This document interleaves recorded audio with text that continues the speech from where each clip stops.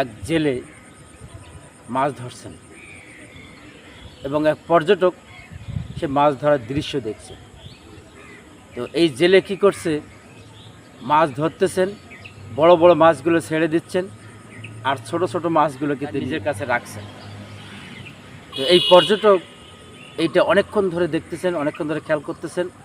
তো দেখতে দেখতে এই পর্যটক আর নিজেকে কন্ট্রোল করতেই পারলো না। সে গিয়ে জেলেকে বলতেছে যে, ভাই, এই যে বড় বড় মাছগুলো ছেড়ে দিচ্ছেন আর ছোট ছোট মাছগুলো আপনার কাছে রাখতেছেন, এটা কারণটা কি ভাই? তখন জেলে, তো বড় মাছ রান্না করার মতো পাতিল নেই,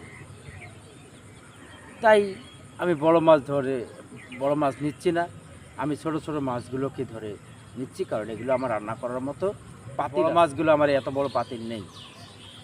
তখন পর্যটক চিন্তা করলো যে আসলে কল্পনাবিহীন চলাফেরা করে, তাহলে নিশ্চয়ই আপনারাও বুঝতে পারছেন যে আপনার যদি ভবিষ্যৎ কোনো পরিকল্পনা না থাকে, আপনার ভবিষ্যতে যদি কোনো উদ্দেশ্য লক্ষ্য না থাকে, আপনি ভবিষ্যতে কি করবেন, তাহলে আপনি যত কাজই করেন না কেন, এই কাজগুলো আপনাদের কোনো কাজে লাগবে না।